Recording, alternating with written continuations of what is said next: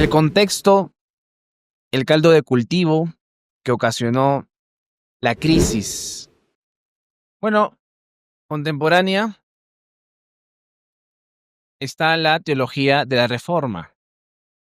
La teología reformada, consolidándose, pues, ¿no? Con Juan Calvino y otros exponentes de la historia, ¿no? Entonces, reforma y renovación teológica. La Reforma trajo una renovación en la teología, la espiritualidad y la práctica eclesial. Entonces, los reformadores enfocaron los temas centrales de la fe cristiana desde una perspectiva accesible para la gente común. Había una crisis definitivamente en la época medieval, ¿no? Pero recuerden, hermanos, siempre Dios ha tenido a su pueblo, los ha mantenido. No todo lo medieval es malo, y vamos a saber qué aspecto sobre todo no era malo y que los reformadores tomaron para consolidar su teología. Pero había problemas y la Reforma llegó como un respiro, como una renovación a los corazones de los creyentes. Y ahí vamos a ver la ortodoxia reformada. Ortodoxia reformada. Entonces, siglo posterior a la Reforma, el siglo XVI, la Reforma había proclamado los principios de las 5 solas y había iniciado la ruptura con Roma. Entonces, ahora la ortodoxia reformada buscaba en primer lugar sistematizar la fe heredada, defenderla frente a los católicos arminianos, socinianos y racionalistas y transmitirla a las nuevas generaciones en forma de confesiones, catecismos y tratados. Entonces sale Martín Lutero, aparece Martín Lutero, hay una separación, pero hermanos, vamos a ver que la palabra, o mejor dicho, los reformados, Martín Lutero, Juan Calvino, estos mismos se identificaban a sí mismos como la verdadera Iglesia Católica. ¿Qué significa el término católico, hermanos? Universal. Universal. Todos aquellos que profesan a Cristo como su Señor y Salvador forman parte de la Iglesia Universal. Una cosa es la Iglesia Católica y otra cosa es la Iglesia Católica Romana. Que prácticamente es papista y marista, ¿no? Porque la cabeza de la Iglesia Romana, ¿quién es? El Papa. Entonces, luego de toda esta turbulencia que ocasionó la Reforma, porque hubo también, no hay que idealizar ninguna época de la Iglesia. No hay que idealizar. Hubo excesos, de hecho, hubo la persecución en Inglaterra de aquellos que se bautizaban por inmersión. Los ahogaban, ¿no? ¿Te gusta el agua? Bueno, te damos agua. Entonces, hubo guerras. Los escoceses versus los anglicanos. Y eso va a mermar en el concepto de la gente hacia la iglesia. Entonces, pero luego de la turbulencia llega ya la época de la consolidación de la doctrina reformada. Todo lo que nosotros podemos adoptar, las confesiones, los catecismos, se va a forjar aquí, en esta época.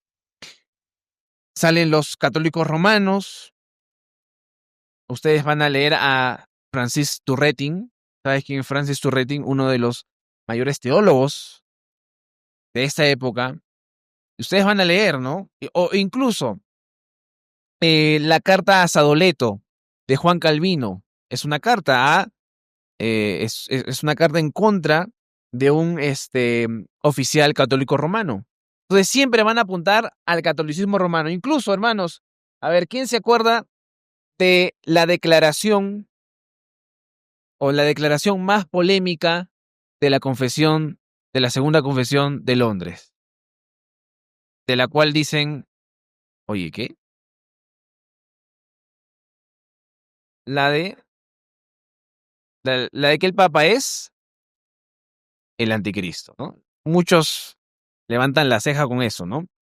¿Por qué? Porque el contexto era ese, hermanos. Contra los católicos romanos, contra los papistas, contra ellos. Entonces querían consolidar una teología para defender. También vemos aquí a los arminianos, pero los arminianos de esa época son diferentes a los arminianos de hoy. Déjenme decirles, ¿no? Los arminianos de esa época no creían en la sustitución penal, no creían, hermanos, en muchas doctrinas, y por eso que en los cánones de Dort los, eh, los consideraron falsos maestros. Los socinianos, ¿quiénes eran los socinianos, hermanos? Eran la extensión de los arrianos. ¿Y quiénes eran los arrianos? Quienes declaraban que Jesús no era Dios. Y finalmente los racionalistas, ¿no? Los que ponían la razón por sobre todo. Entonces, no solamente era sistematizar, sino defenderla y además transmitirla. Transmitirla.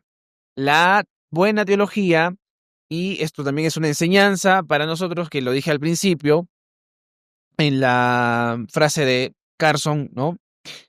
Es la de transmitir correctamente la fe.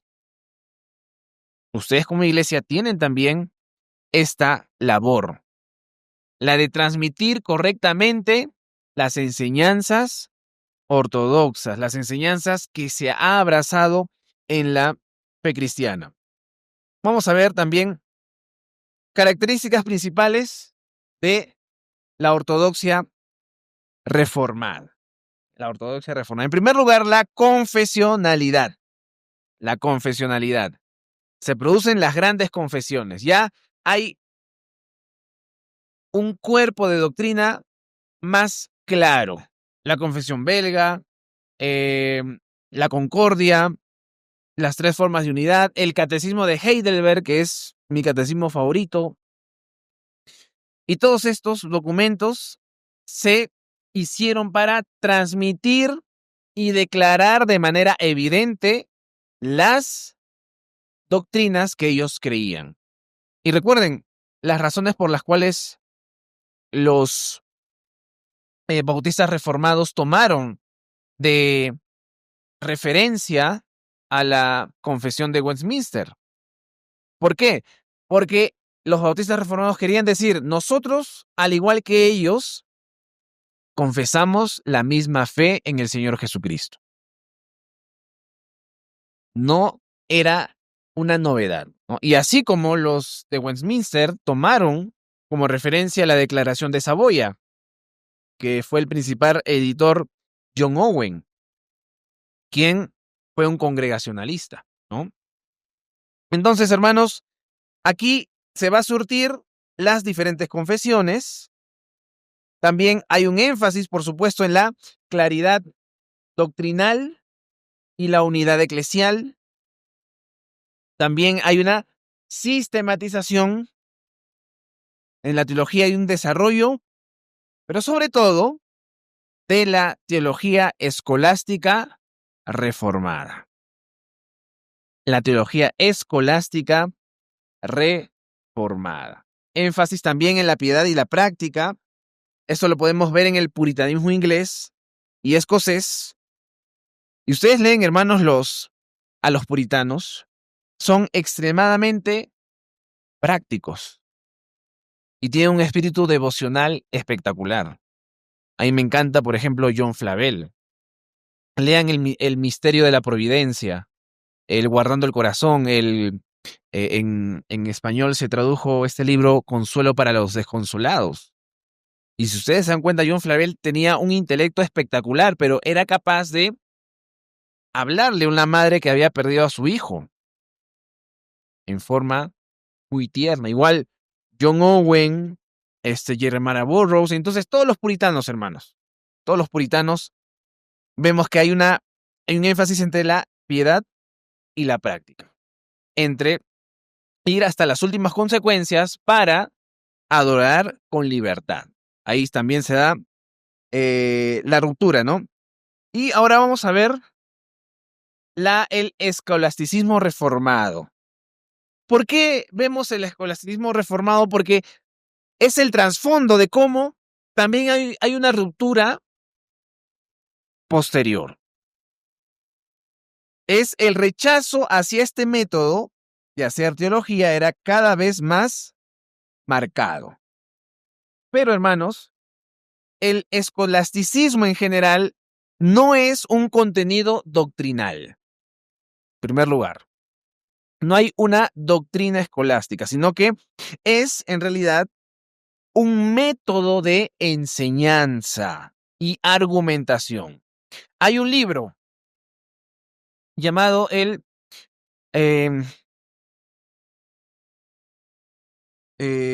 Teología Purioris, que es de la Universidad de Leiden en estos años, donde se escribía todo lo que los estudiantes con este método escolástico discutían. ¿Cuál era el método? Yo le decía, tú, persona A, vas a defender esta postura y tú, persona B, vas a oponerte. Entonces tenían que polemizar. Y esto era la escolástica. Entonces, características principales, ¿no? Entonces, primero, no es un contenido doctrinal, sino y procede de la tradición universitaria medieval, como las de Tomás de Aquino, Anselmo, y los reformados lo adoptaron para la formación de ministros, la defensa de la fe y la claridad doctrinal. Entonces, los reformados tomaron este método, ¿por qué? Porque ellos vieron a bien que era el mejor método para la consolidación y claridad doctrinal. Ustedes leen la Institución Heléntica de Francis Turretin y van a ver que no es un libro como los que hay hoy. Comparen la teología sistemática, no estoy hablando del contenido, sino más bien de la manera en cómo hacer teología. Era pregunta y había una argumentación, ¿no? Los invito a que lo revisen, ¿no? Entonces, vamos a ver ahora las características. En primer lugar, es un método dialéctico, pregunta-respuesta. Se plantea una pregunta, se presentaba objeciones y respuestas y al final daba una conclusión. Eso lo pueden leer también en John Flavel, ¿no? Declara algo, posibles objeciones a esto, respuestas a las objeciones y la conclusión.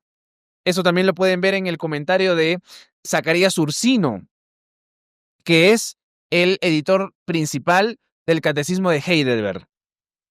Lo utiliza. Luego vamos a ver, esto permitía precisión y claridad al abordar temas complejos. Luego, también está la precisión terminológica.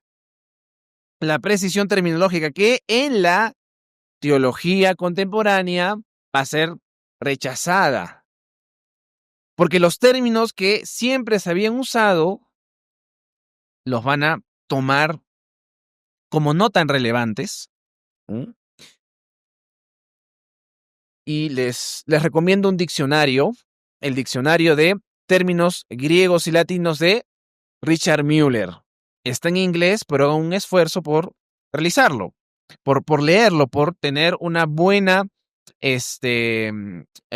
una buena formación teológica, pero hay una precisión terminológica.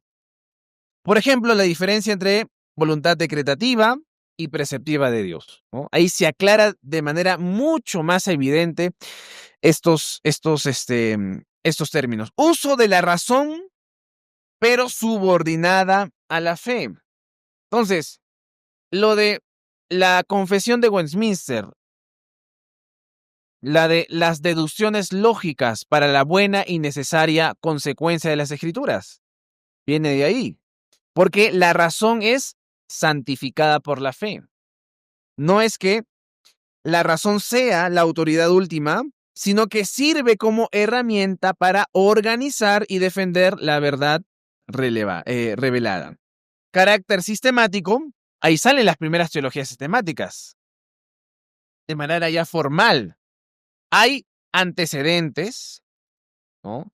Pero formalmente y en mucha cantidad, ¿no? Salen Franciscus Junius, Petrus van Maastricht, personas que utilizaron este método para hacer teología reformada. Ahí está también,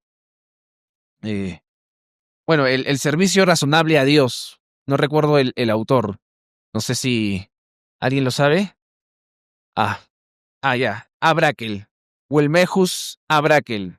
También es otro teólogo que es de esta época, que utilizó esta escolástica reformada para sistematizar su teología. Carácter sistemático, dimensión polémica.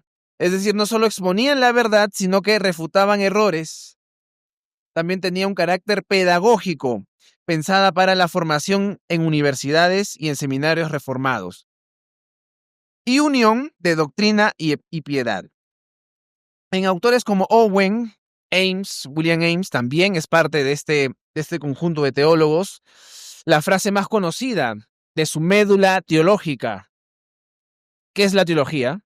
A ver, ¿quién sabe la definición de William Ames de la teología? La teología es la doctrina de vivir para Dios. Esa es una definición sumamente relacionada a la doctrina y a la práctica, ¿no? Pero vamos a ver ahora las razones por las que los reformados utilizaron este método. ¿Por qué los reformados utilizaron este método y no otro? Hay una continuidad, hermanos. Recuerden que en la verdadera doctrina hay una continuidad histórica. Una continuidad histórica. En primer lugar, la necesidad de la consolidación doctrinal.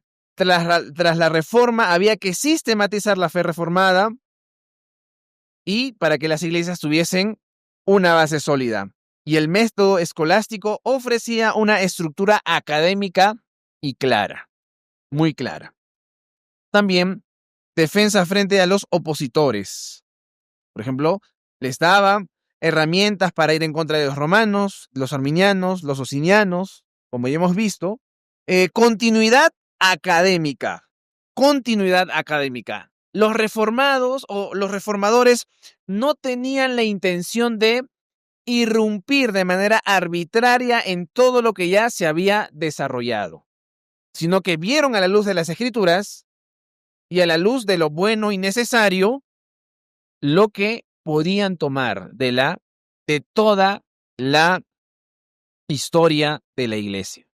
Por ejemplo, Herman Bavinck, a un autor que ya van a leer, decía: los padres de la iglesia y los medievales también son de nosotros. Agustín es de nosotros, Ireneo es de nosotros, y los reformadores tenían esa mentalidad, porque estos son padres de la iglesia, no de Roma. Y había una continuidad doctrinal de la cual en la teología contemporánea va a romperse. Va a haber una sospecha de todo lo histórico. No fue hasta, incluso miren, en todas las iglesias evangélicas, hace como 200 años, se leía el credo, por ejemplo, como una herencia de las cosas buenas que se desarrollaron. y ahora tú dices credo en alguna iglesia evangélica, ¿qué ocurre? Te sacan a patadas, ¿no? Y esto es por falta de la continuidad. Recuerden, hermanos, sus iglesias no aparecieron de la nada. Entonces los reformadores tomaron este método. Formación ministerial rigurosa. El pastor debía ser capaz de enseñar, argumentar y defender la fe. Es increíble cómo antes, a los 20 años, ya eran doctores, ya sabían latín, ya sabían griego, hebreo. John Gill es un ejemplo de esto, de un bautista reformado que sabía mucho, mucho acerca de estos idiomas bíblicos en tan poca edad, ¿no? ¿Por qué? Porque había esa herencia. Claridad confesional permitió la redacción de confesiones de fe con precisión jurídica y teológica, aptas para unificar iglesias. También procede de la tradición universitaria medieval, pero usado bajo la autoridad de las Escrituras. Entonces, los reformados lo adoptaron como forma para preparar ministros, defensa de la fe y claridad doctrinal. La escolástica es un método de estudio, recuerden, y no un contenido doctrinal. Y ahí viene, hermanos, disculpen, creo que me equivoqué en el orden. Vamos a ver las presuposiciones del método escolástico. Las presuposiciones. ¿Por qué insisto en esto? Porque eran las presuposiciones de quienes precedían a la teología contemporánea. Estamos viendo aún el contexto. En primer lugar, hay una presuposición y es la revelación clara y suficiente. Es decir, hay una presuposición teológica. Dios ha hablado con claridad. Dios ha hablado con claridad. ¿Qué ocurre en la teología contemporánea, hermanos? Dios es un Dios oculto. Nace el deísmo. ¿Alguien sabe qué es el deísmo? ¿Quién me puede definir el deísmo o conceptualizarme? El deísmo es aquella creencia que dice, sí, Dios existe, pero como una máquina o como que Dios no se relaciona con nosotros. Dios ha dejado todas las leyes y se ha ido y se ha olvidado de nosotros. Es un Dios oculto, pero lo que las escrituras y este método escolástico nos dice es que Dios ha hablado con claridad, hermanos. ¿Dios es un Dios que se esconde? ¿Sí o no? Para los impíos, ¿Dios es un Dios escondido? Por supuesto que no. Romanos dice que la creación y sus conciencias los hace inexcusables ante la revelación. Entonces, hay una revelación especial en la Escritura, y si la palabra de Dios es verdad, entonces puede y debe ser organizada sistemáticamente. Porque la verdad, hermanos, es coherente y la verdad se puede sistematizar. La tarea del teólogo no es inventar, sino ordenar y defender lo que Dios ya reveló. Entonces, no nos inventamos doctrinas, sino que exploramos la revelación del Señor, la descubrimos y la sistematizamos.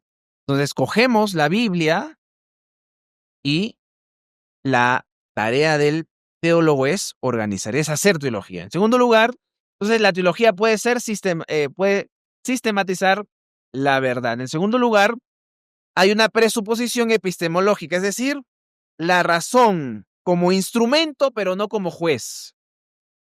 La razón no es un juez, sino el instrumento, porque en última instancia, hermanos, nosotros creemos que Dios existe por fe, por fe. ¿Por qué crees que la Biblia es la palabra de Dios? Por fe, en última instancia. Porque si comenzamos a buscar los argumentos, ok, sí, hay una coherencia interna, hay pruebas de los manuscritos, hay una continuidad de la iglesia, pero en última instancia, eso simplemente es un refuerzo de lo que nosotros ya creemos. Por eso que la fe y la razón no se contradicen. No. Otra cosa es que la fe esté más allá de la razón. Y estar más allá de la razón no significa que sean opuestas, sino que lo supera. La razón es superada por la fe. Entonces, la razón humana está afectada por el pecado, pero santificada con el Espíritu Santo es útil. Entonces, la fórmula clave era: la fe busca entendimiento.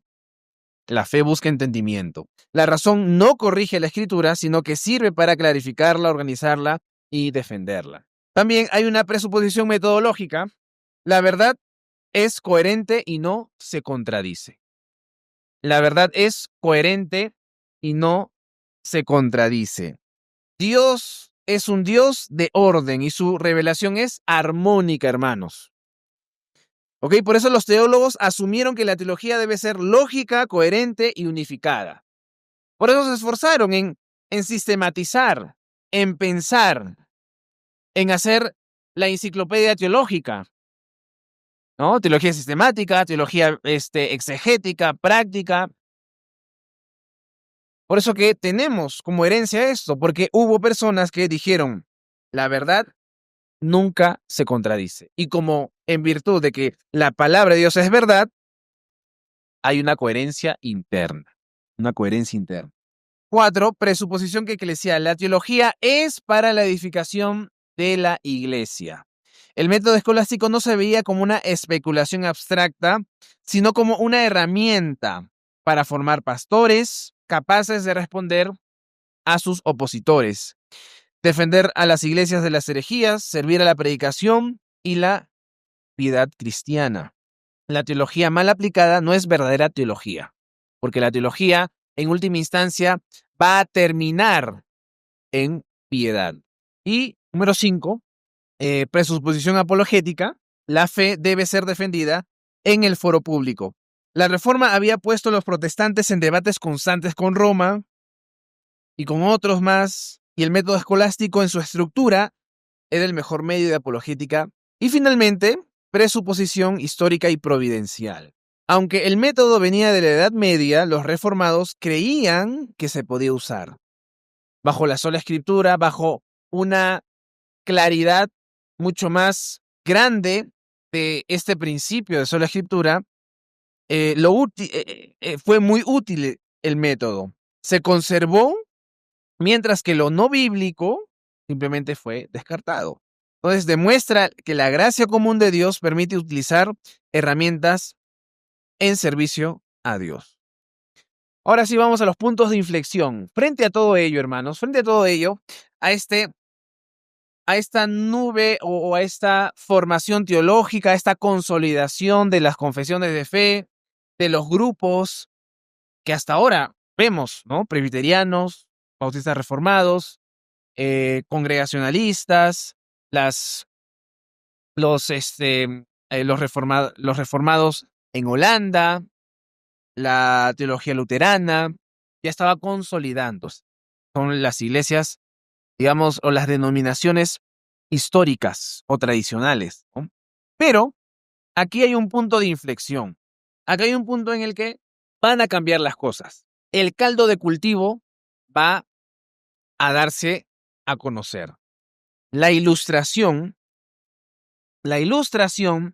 fue el movimiento cultural e intelectual de los siglos XVII al XVIII que colocó la razón humana como autoridad suprema, desplazando a la revelación bíblica y promoviendo el teísmo, racionalismo y confianza en el progreso humano.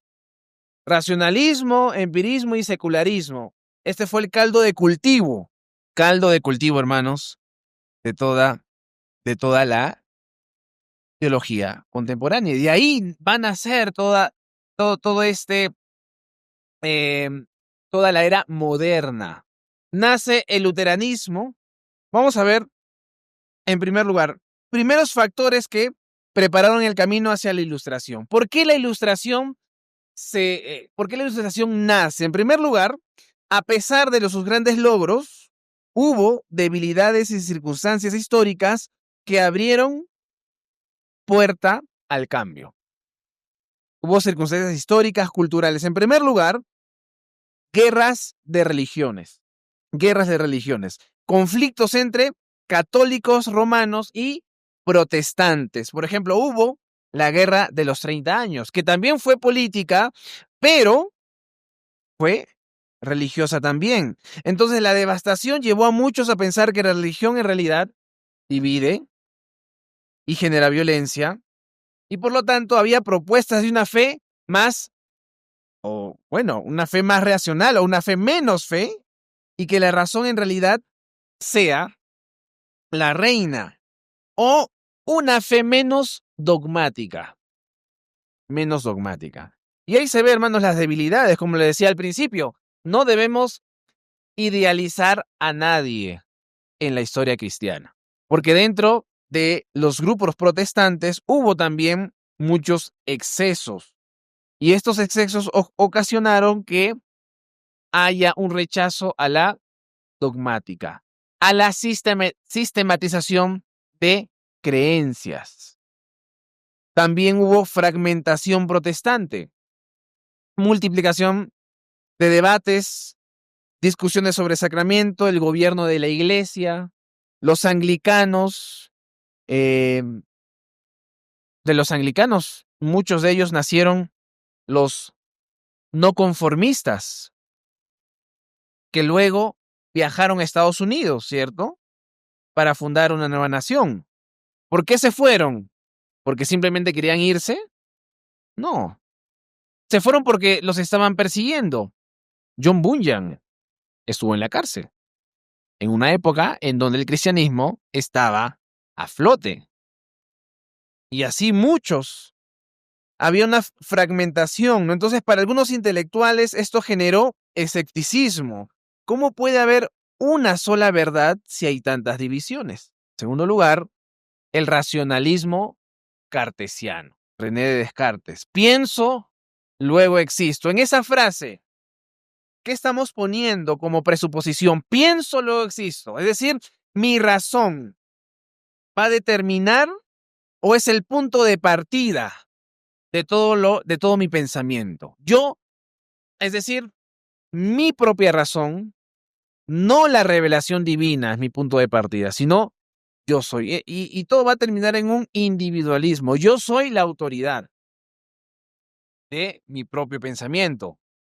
También el cientificismo. Entonces, ya que muchas de las cosas que trajo la Reforma Protestante fue el avance o la libertad que tenían muchos en los desarrollos científicos, y los descubrimientos científicos mostraron al mundo ordenado por leyes naturales. Entonces, algunos concluyeron que no hacía falta la intervención constante de Dios, ya que hay leyes y esas leyes rigen el mundo, entonces no hay Dios. Solamente hay que descubrir las leyes y detrás de esas leyes está la respuesta. No necesitamos a un Dios. Y si hay un Dios, bueno, dejó estas leyes, pero no es necesario adorarlo. Y así nació el deísmo. Entonces, la Ilustración, y como respuesta o un tipo de respuesta, nace el pietismo. Como un tipo de respuesta tanto al movimiento reformado y como al movimiento de la Ilustración. Nace el pietismo. Contexto, nace en el luteranismo con Spener y Francke, son los fundadores, y las características de este movimiento les va a sonar mucho. Les va a sonar mucho. La experiencia personal. La experiencia personal de conversión y vida nueva. Entonces, hay, hermanos, ciertos aspectos positivos de este movimiento. Sin embargo, mucho de lo que podemos ver ahora, sobre todo en movimientos que surgieron en los años 1800, 1900, nacen de ahí. Movimientos como el movimiento pentecostal nacen del pietismo. Entonces hay una devoción práctica, hacen grupos de estudio, hay una vida cristiana activa, obras de misericordia, educación, misiones, pero menos énfasis en la precisión doctrinal y más en la vivencia de la fe. Más en la vivencia de la fe. Por eso que en las debilidades hay un subjetivismo y pérdida de precisión doctrinal. Y ya poco a poco estos creyentes tenían esa actitud ahistórica. Poco a poco se ve ese brote de biblicismo, como hemos visto, ¿cierto? Solo la palabra y lo que yo experimento. Por eso que John Wesley fue uno de los más destacados teólogos de este movimiento. Y John Wesley fue anglicano, murió anglicano, pero con esto nació el metodismo. Hay un metodismo calvinista que fue dirigido por George Whitefield, pero mayoritariamente este movimiento fue dirigido por John Wesley. Y John Wesley va a enfatizar en la experiencia personal. Por eso vemos que hay el cuadrilátero de la fe o el cuadrilátero interpretativo: fe, escritura, experiencia y tradición. Y la experiencia era un punto muy importante para ellos. Muy, pero muy importante. Ahí vemos también que la enseñanza de la perfección cristiana, ven ese énfasis en la práctica en Wesley, en esa doctrina que ni siquiera él creía que la cumplía. Por eso que antes tuve la oportunidad de ir a Chile, entonces ahí me enteré que la iglesia metodista se había unido con la iglesia pentecostal. Entonces yo me sorprendí porque yo creía que los metodistas eran más litúrgicos, pero en realidad no, tienen doctrina muy, muy parecida, porque se basan en la experiencia personal, en el subjetivismo. La experiencia es importante, sí, pero nunca a expensas de la verdad doctrinal. Mi experiencia no me debe mover más que los principios bíblicos.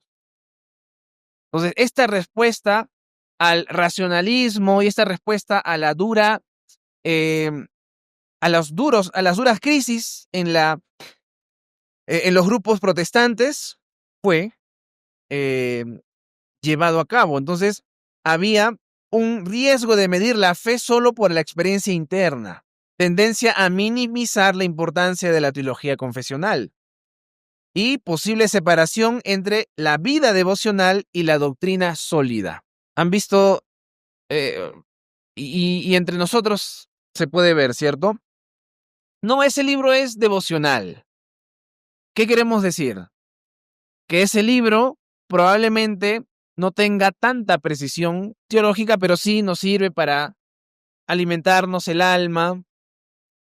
Pero incluso en ese lenguaje, hermanos, podemos ver que hay una influencia. Porque no debemos pensar que la precisión doctrinal no nos lleva a la vida devocional. Por supuesto, el hecho de que haya personas con precisión doctrinal que no vivan de manera piadosa no significa necesariamente o no invalida la precisión doctrinal. Porque para tener una piedad necesitamos la doctrina. Necesitamos. Por eso que no hay que dividir esa vida devocional de la doctrina sólida. En todos los aspectos, hermanos. Porque si no, estamos cayendo en el pietismo, en la mera experiencia personal, en el mero avance cristiano, pero nunca el avance cristiano es a expensas del avance doctrinal. ¿Por qué? Porque, ¿qué dice Romanos 12:2? No os conforméis a este siglo, sino sean transformados por medio de la renovación ¿de qué? ¿De tus sentimientos? No, ¿cierto? Sino de vuestro entendimiento. Y la palabra de Dios siempre va a apelar, hermanos, a la mente en primer lugar. No estamos diciendo que los sentimientos no tengan importancia. Tienen un grado de importancia, pero lo que nuestros sentimientos deben ser guiados y estar subordinados a la verdad bíblica. A la verdad bíblica, hermano. Por eso buscamos emociones santas. Jeremías 9, ¿qué dice? En esto gloríese el sabio, en entenderme y conocerme. Justo hace un par o 3 semanas atrás hablaba con una persona que dice ser creyente, ¿no? Ahí en la congregación. Entonces yo le digo, ¿por qué no te bautizas ya, no? ¿Por qué has dejado de ir a la iglesia? Y él me dice, bueno, es que yo creo que somos lo que sentimos en realidad y no tanto lo que creemos, porque en última instancia hacemos lo que sentimos. Pero ahí hay un quebrantamiento entre lo que uno cree y lo que uno siente. ¿Y cuál es la meta del cristiano? Ser una persona íntegra. ¿Y qué significa ser una persona íntegra? Que no haya ruptura entre nosotros, entre nuestro ser. No debe haber una separación entre lo que creemos acerca de Dios y lo que finalmente sentimos y finalmente hacemos. La verdad doctrinal debe regir. Por eso es una crítica muy válida al pietismo. Y vamos a ver ahora el papel de la ortodoxia. Insisto en esto, hermanos, porque es de suma importancia que frente a la teología o a las corrientes nuevas, modernas, estemos bien parados y estemos con mucha firmeza en la verdad doctrinal. El papel de la ortodoxia. La fe, ¿qué es la ortodoxia? Ortodoxia significa doctrina correcta, ¿no? Orto significa recto, doxa, enseñanza u opinión. Y en el contexto cristiano se refiere a la fe cristiana histórica, confesional, centrada en la escritura, expresada en credos, confesiones y catecismos. Credos, confesiones y catecismo, ¿no? Mientras más apegados estamos a esa buena y bíblica tradición, más vamos a pegarnos a la ortodoxia, a la buena enseñanza. Entonces, para los reformados, la ortodoxia estaba anclada en la sola escritura, en esta regla infalible, interpretada en continuidad histórica. Hermanos, busquemos siempre la continuidad histórica. Recuerden esto. Entonces, ¿cuál es el rol? En la Reforma Protestante, la ortodoxia rescató a la Iglesia de la corrupción de Roma. El problema de los romanos no era que se están apegando mucho a las enseñanzas antiguas, sino que se estaban desprendiendo totalmente de ella. ¿Y qué hicieron los reformadores? Recuperar la herencia rica de la patrística, de la teología medieval, para rescatarla de las manos de Roma. También consolidó esa fe en sistemas y confesiones, y lamentablemente la ortodoxia fue cuestionada por el racionalismo y el deísmo. Y en la teología contemporánea se diversifica, pero por eso la ortodoxia permanece como referencia normativa. En primer lugar, vamos a ver qué papel tiene criterio normativo. La ortodoxia tiene criterio normativo. La ortodoxia sirve como punto de referencia para evaluar las corrientes modernas. Si alguien no tiene este punto de referencia, entonces va a pensar que lo moderno es simplemente bueno porque es moderno y ya. La pregunta clave es, ¿se mantiene fiel a la verdad revelada en Cristo y en la Escritura? ¿Lo han confesado? ¿Han confesado esto los antiguos? Continuidad histórica. La ortodoxia, en segundo lugar, continuidad y conexión histórica. La ortodoxia conecta la teología contemporánea con la tradición viva de la Iglesia y evita el error de pensar que cada generación debe reinventar la fe. Es un error reinventar la fe. Y muchas iglesias ahora quieren ser relevantes. O yo quiero vamos a fundar una iglesia y hay que ser una iglesia relevante. Y se pregunta, entonces, ¿qué es una iglesia relevante? Una iglesia que llega a los jóvenes. ¿Y de qué manera llega a los jóvenes? Bueno, con métodos mundanos, finalmente. Pero nunca la iglesia quiere ser relevante por ser relevante. La iglesia, en primer lugar, tiene que ser bíblica. La iglesia tiene que ser bíblica y el error de muchas iglesias ahora es que simplemente no les importa. Unidad confesional frente a la fragmentación de la teología contemporánea, la ortodoxia provee unidad en torno a la verdad esencial. Por ejemplo, nuestra confesión, 1689, sigue siendo un ancla doctrinal en el mundo reformado. Podemos ahí tener una referencia buena de las cosas que como iglesia debemos practicar. También es una resistencia cultural, porque la ortodoxia ofrece un testimonio contracultural frente al secularismo, relativismo y subjetivismos actuales. Estas iglesias que se tornan relevantes o quieren hacerse relevantes, terminan siendo vacías. Terminan estando vacías. En Estados Unidos, por ejemplo, una de las denominaciones más grandes, que es la Presbyterian Church of the United States, que prácticamente acepta homosexuales, termina resquebrajándose con iglesias vacías, abrazando o queriendo ser relevantes, terminan siendo totalmente irrelevantes. Así es, cuando se deja la ortodoxia. Y relevancia práctica, como les decía, la ortodoxia no es solo una teoría, sino nos permite a la iglesia confrontar con firmeza los ataques como el género, la sexualidad, la justicia social, política, etc.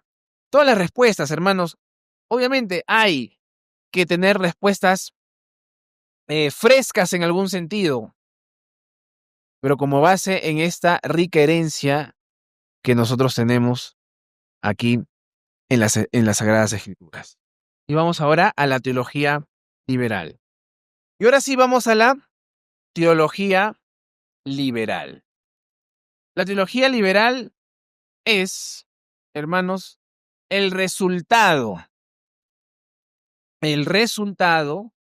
de todo este caldo de cultivo que fue la iluminación. Las ideas tienen consecuencias, hermano. Dejar la verdad bíblica para simplemente tomar la razón como punto de partida es simplemente dejarnos al olvido, ¿no? Entonces, la teología liberal es una reinterpretación de la fe. Hay muchos libros, ¿no? Repensando a Cristo, repensando tal cosa. ¿Por qué? Porque se está cuestionando la verdad que por tantos años se ha abrazado. Es una reinterpretación. La teología liberal fue influenciada por el pensamiento de Friedrich Schleiermacher. Y apunten este nombre, porque es importante. Friedrich Schleiermacher fue el padre de la teología liberal, junto con Albrecht Ritschl y otros. Él buscó reinterpretar la fe cristiana en el contexto de los avances científicos, históricos y críticos. Van a ser el método histórico crítico. Es decir, frente a los avances históricos, yo veo y ahí nace, hermanos, el hecho de ver a la Biblia o leer a la Biblia como un periódico.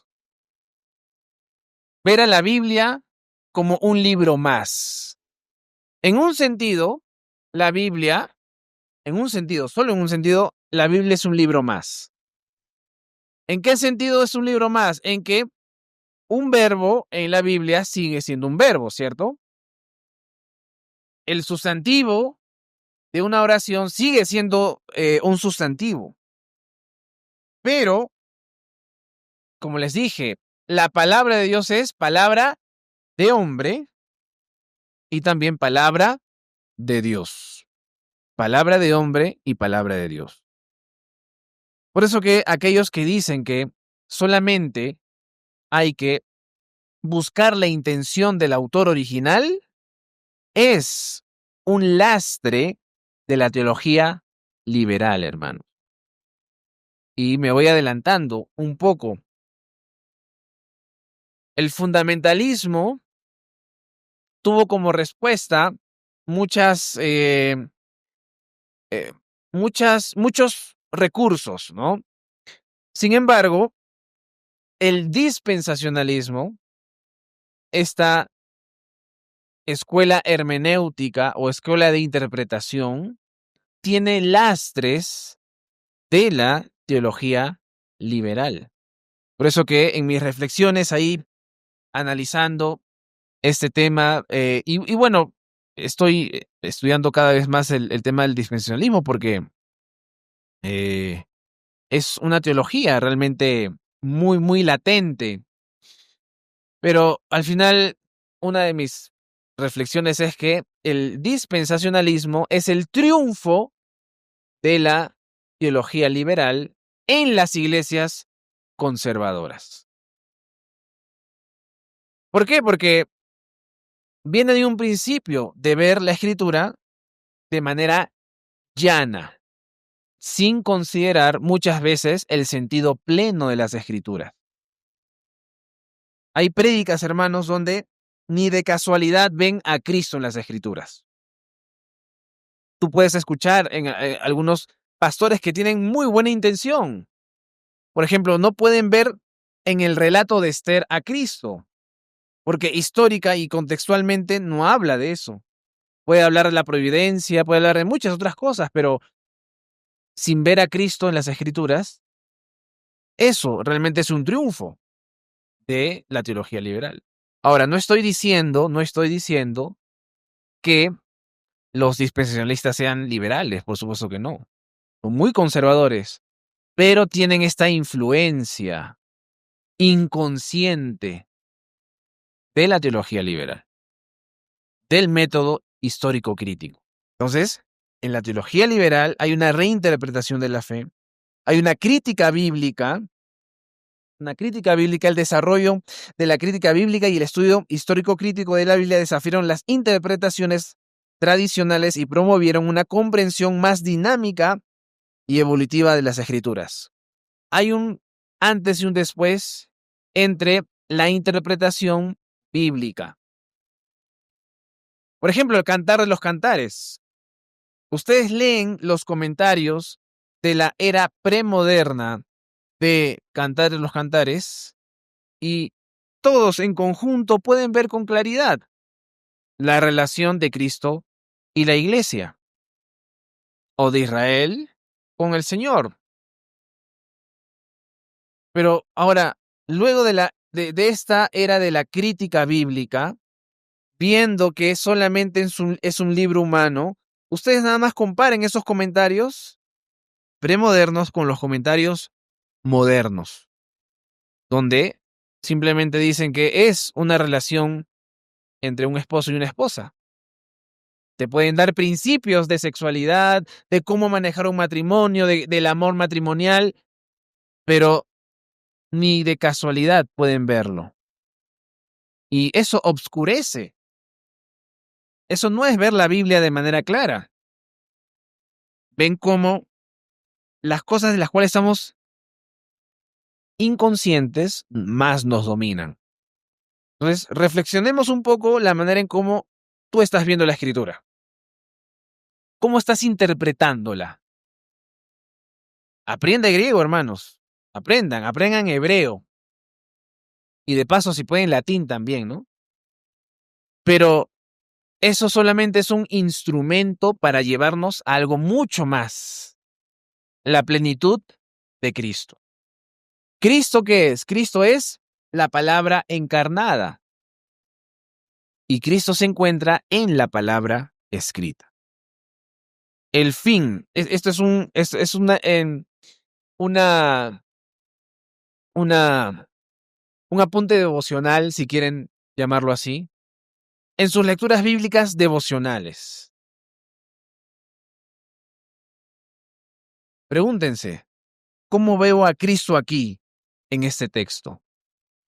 ¿Cómo conozco más de Él?